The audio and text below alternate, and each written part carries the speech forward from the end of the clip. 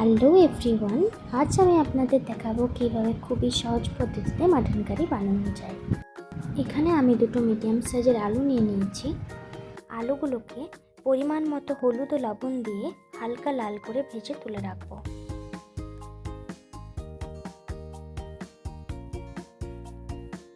ওই তেলেই গোটা গরম মশলা ফোড়ন দিয়ে দেবো। গরম মশলা সুন্দর গন্ধ বেরিয়ে এলে কুচনো পেঁয়াজগুলো আমি এবার দিয়ে দেবো। পেঁয়াজটা গোল্ডেন ব্রাউন রং আসা পর্যন্ত ততক্ষণে আমি আদা, রসুন, গোলমরিচ, গোটা জিরে, কাঁচা লঙ্কা, শুকনো লঙ্কার একটি মিশ্রণ তৈরি করে নেব। পেঁয়াজে গোল্ডেন ব্রাউন কালার চলে এসেছে, এবার আমি মশলার পেস্টটা দিয়ে দেব। এবার কিছু গুঁড়ো মশলাও অ্যাড করব, সাথে লবণও দিয়ে দেব। এরপর মশলাটা ভালো করে কষিয়ে নেব যতক্ষণ না পর্যন্ত মশলার থেকে তেল ছেড়ে যাচ্ছে।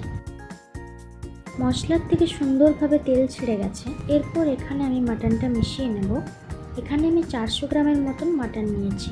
এবারে মশলার সাথে মাটনটাকে ভালো করে কষিয়ে নেব। মাটনটা ভালো করে কষানো হয়ে গেছে। এবারে ভেজে রাখা আলুগুলো আমি মিশিয়ে নেব। মাংস আর আলু ভালো করে সুন্দরভাবে কষানো হয়ে গেছে। এরপর আমি পরিমাণ মতো গরম জল অ্যাড করে নেব। কড়াইয়ে 5 থেকে 7 মিনিট ফুটিয়ে কুকারে ঢেলে 7 থেকে 8টা সিটি দিয়ে দেব, যাতে মাটনটা ভালোভাবে সেদ্ধ হয়ে যায়।